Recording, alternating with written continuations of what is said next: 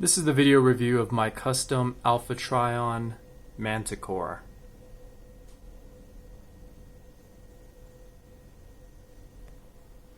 Here's how he scales with my other Beast Wars customs, and I'm planning on having these three finish this week so I can put up their videos. And here's how he looks with Kingdom figures, and I think he looks pretty good with them. They scale together really well. Okay, it's been a while since I've handled this figure, so be patient if I mistransform some things. But this is how he looks. This is his 360. And then I'm noticing that his hip joints are pretty loose, so I'm going to have to apply some polish there. So he does have several accessories. Of course, he has his standard sword, which came with the base figure. And then I've added this scorpion tail. So this has a lot of ball joints for articulation, and that just pegs into his forearm. And then you can also hold it kind of as a whip, I suppose. And then he's got these wing blades in the back, which are also on ball joints, so they can be posed in a variety of ways. So this can give him they can be folded up so that they're less noticeable.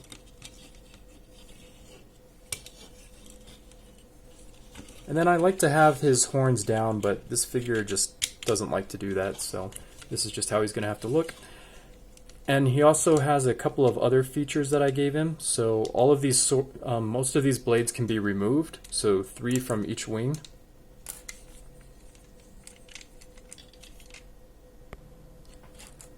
Okay, and now the bigger blades, they pretty much fit into his hands. They're a little bit loose, but he can hold them just regularly in his hands.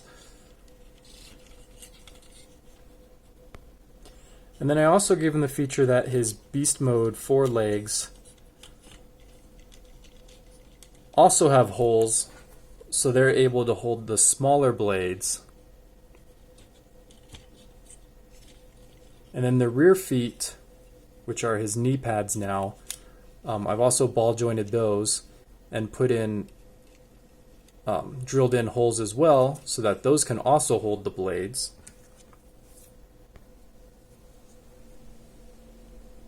And those peg in very securely right here.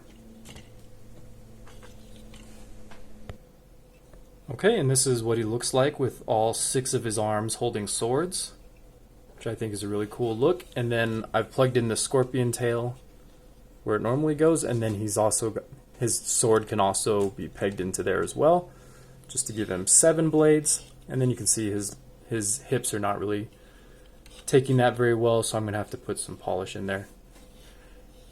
But this is how he looks, and somebody had noted that he looks kind of like Gilgamesh from Final Fantasy, and I think that's a good comparison.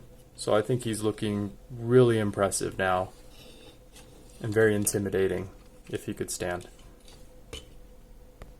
Okay, and another thing I'm going to do is I'm going to definitely thicken up these hilts of these swords and drill out the connection point on the Lego a little bit, just so he can hold these swords a little bit more securely, because that is bothering me that these swords are so floppy.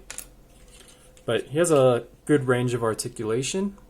So in addition to his standard articulation, these extra arms down here are on ball joints, and then they have an elbow joint. So they can be posed in any way. And then the fist itself, these little paws, are on a ball joint. So it's got a lot of range of motion.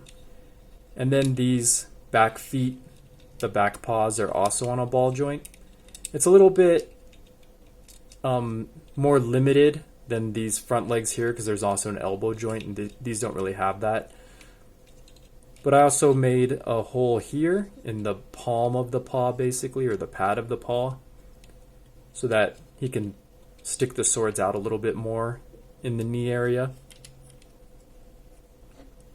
But I really like the look of this figure.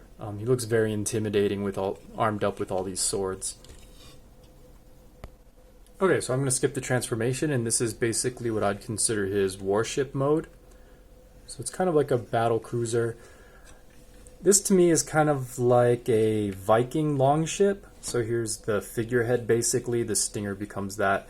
And then I like to fold the wings in and pretend that these are now like kind of cannons. And then these are very posable because they're on Lego ball joints as well. So they can be just splayed out to look very intimidating, and then the sword just rests there. So the transformation is basically the same as the stock figure before it was modified. And then his Titan Master still fits in this cockpit. So there's that mode.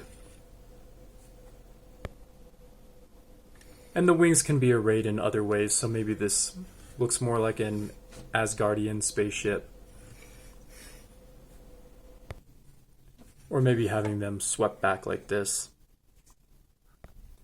And this is his Manticore mode. So this mode, if you don't know from Persian mythology, has the head of an old man or sometimes a lion, and later on it got wings added to it and the tail of a scorpion. So this is what made me want to do this mod. And I was also playing a lot of Monster Hunter at the time, and this reminds me of a Teostra, which is also kind of a Manticore winged lion monster. So I think this mode really looks the best. And now that all the paws have been ball jointed, he can actually stand very solidly.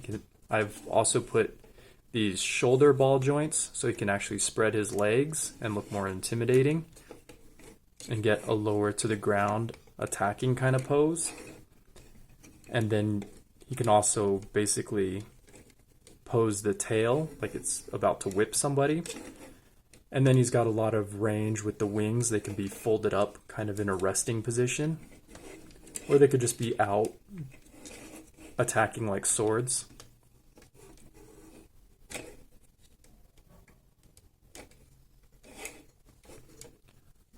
So a lot of possibilities with this figure. And then again, his original sword also pegs into the tail to make that even more intimidating looking. So he's got this look to him.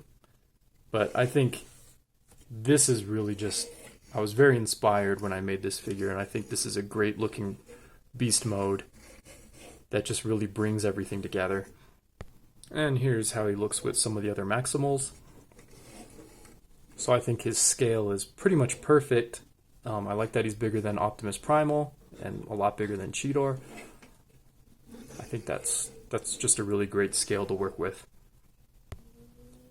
Let me know what you think of this custom, and let me know if you're excited to see some of the other figures that I previewed. I'll see you next time.